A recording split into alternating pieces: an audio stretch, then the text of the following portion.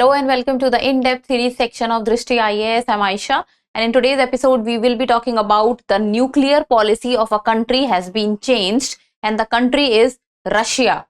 So recently what has happened within the Russia-Ukraine war, as now the Russia-Ukraine war has been going on for more than 2 years, and in the coming 2 to 3 months it will be completing the third year, but still there is no conclusion to the war.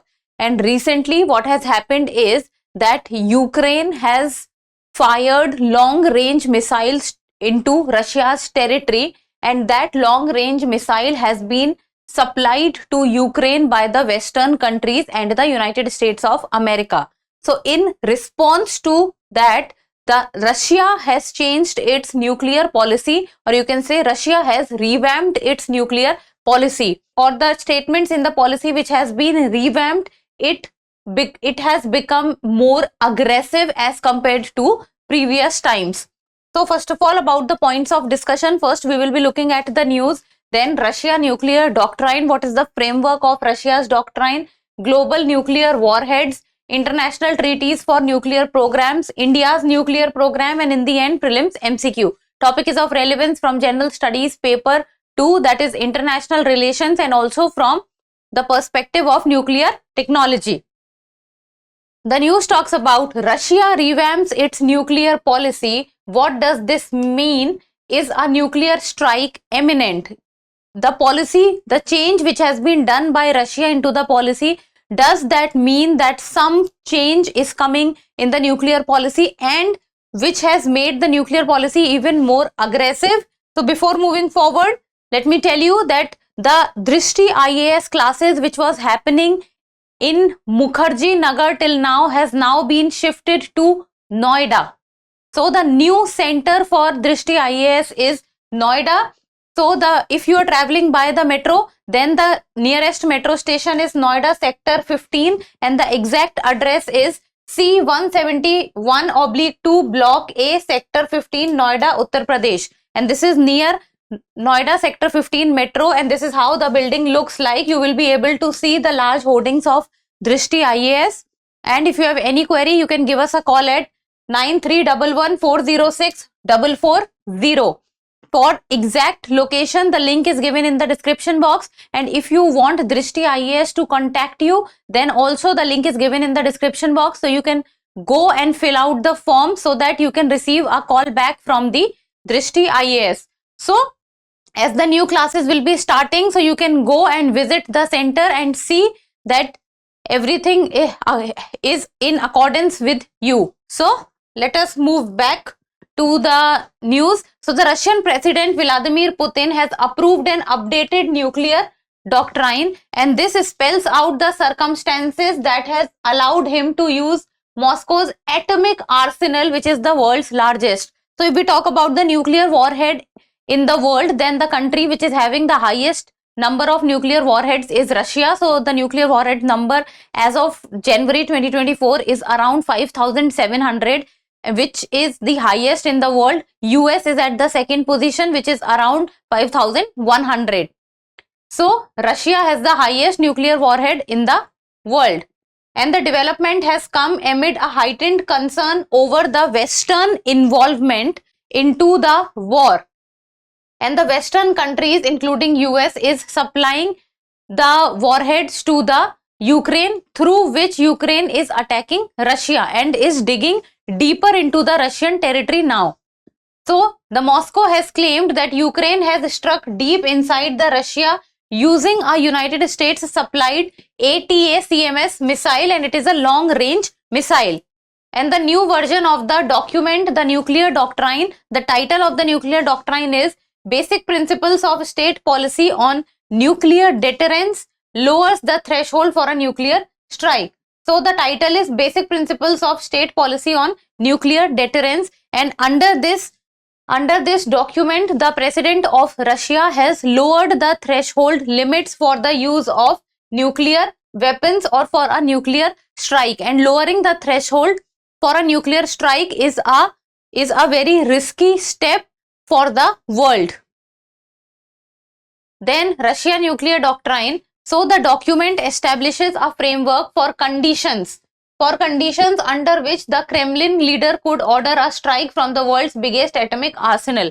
So the framework contains the guidelines. On the basis of these guidelines, that on what conditions and on which condition, the different conditions on the basis of which Russia can use its nuclear arsenal.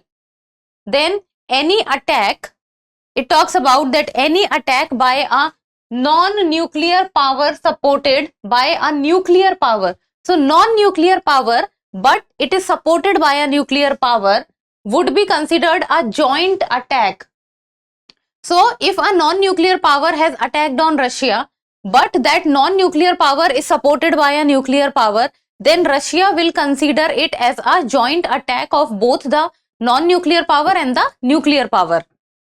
And that any attack by one member of a military bloc would be considered an attack by the entire alliance. And if there is a military bloc and any country of that military bloc attacks Russia, so Russia will consider it as an attack by the complete military bloc. So I hope things are clear, and this is what the change has been done. Now, a non-nuclear state supported by a nuclear state, then it will be considered a joint attack. And if a nation of a military bloc has attacked Russia, then it will be considered as a joint attack by the military bloc. So in response to this, Russia can use its nuclear weapon. And it also describes nuclear weapons as a means of deterrence, noting their use is in an extreme and compelled measure. So no country as of now wants to use the nuclear weapons, but if other countries will do something and is causing harm to Russia's sovereignty or territory, then in reaction to it, Russia can look to use its nuclear arsenal. Then Russia takes all necessary efforts to reduce the nuclear threat and prevent aggravation of interstate relations that could trigger military conflicts, including nuclear ones. So even Russia says that Russia do not want to use nuclear weapons unless it is forced to do it. Then what is the framework? So what are the different conditions on the basis of which Russia can use nuclear weapons? So that is in response to a use of nuclear and other type of weapons of mass destruction.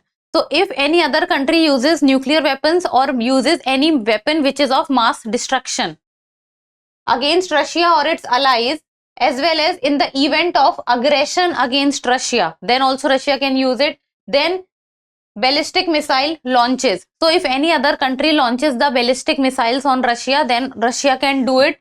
Use of weapons of mass destruction, threat to retaliatory capability. If some other country will attack first, then Russia will revert back. Conventional aggression against sovereignty. If territorial integrity and sovereignty will be compromised in that condition. Detection of military aircraft or missiles. So these are the conditions on the basis of which Russia can use its military arsenal. Now what is global nuclear warheads?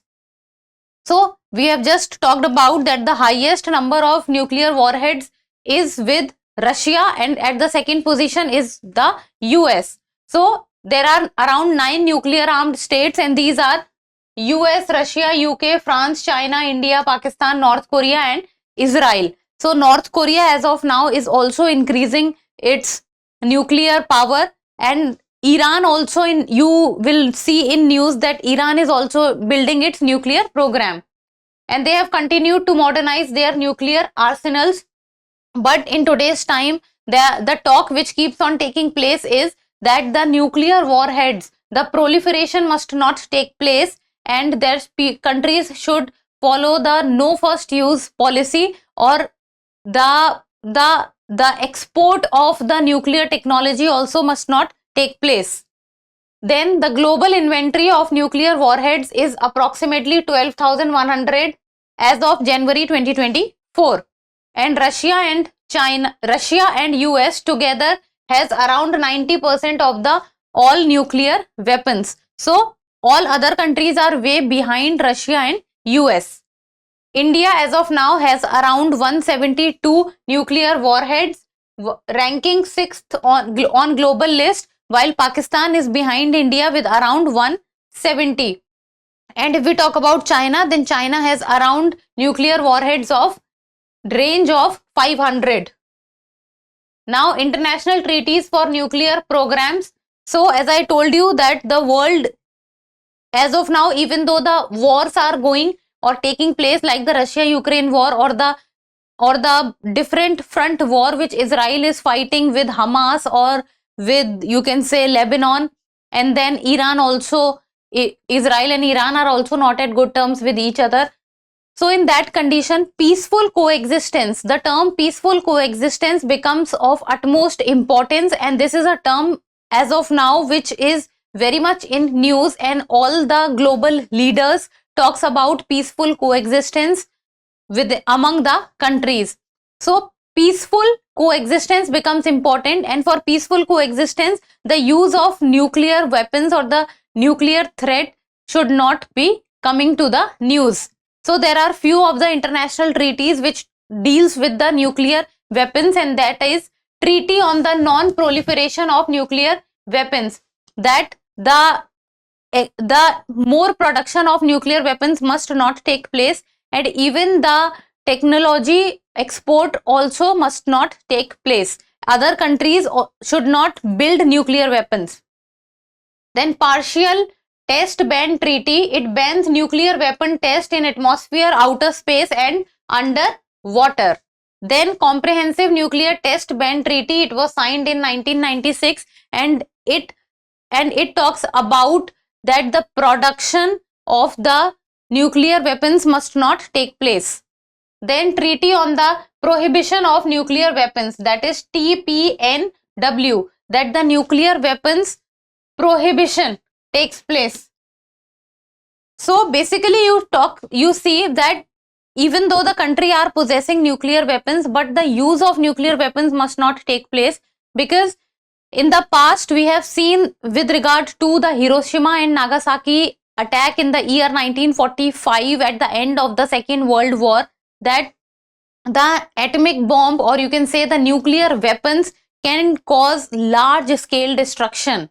And if we talk about the human life, then so much destruction takes place, so many human lives are lost, and the impacts can be seen on the different generation. You can say that the generation after generation bear the burden of that one single nuclear attack. Then India's nuclear program. So India tested its first nuclear device in 1974 by the name Smiling Buddha, and it was in Pokhran. And India as of now remains outside the NPT and the CTBT. So NPT is the Non-Proliferation Treaty, and the CTBT talks about the Comprehensive Nuclear Test Ban Treaty. So India is out of it, and India is also not a member of the NSG, that is the Nuclear Supplier Group, because to be a member of the NSG you have to be a member of the NPT. Then India is a member of the Missile Technology Control Regime, that is MTCR, in the year 2016. That it also entered the Wassenaar Arrangement in the year 2017, and the Australia Group in the year 2018. So these three becomes important. You must know that India is a member of which grouping and is not a member of which grouping. So NPT, CTBT and NSG, India is not a partner, and in Wassenaar Agreement, Australian Group and the Missile Technology Control Regime, India is a member. Then India maintains its official commitment to no first use nuclear weapons. It means that in the first go, India will not use the nuclear weapons from its side. Then India is not a member of NSG, so we discussed this. So this was about India's nuclear program. Knowing about that India is a member of which grouping and is not a member of which grouping is important. Now in the end, a prelims MCQ, and you people will give me the answer in the comment section, and it is a PYQ of the year 2020. So the question reads, in India, why are some nuclear reactors kept under IAEA safeguards while others are not? First, some use uranium and others use thorium. Second, some use imported uranium and others use domestic supplies. Third, some are operated by foreign enterprises and others are operated by domestic enterprises. And fourth, some are state owned and others are privately owned. So this is the question. So give me the answer in the comment section, and that's all for today. Thank you so much for watching. Till we meet next time, keep reading, keep writing, and keep subscribing to the channel. Thank you.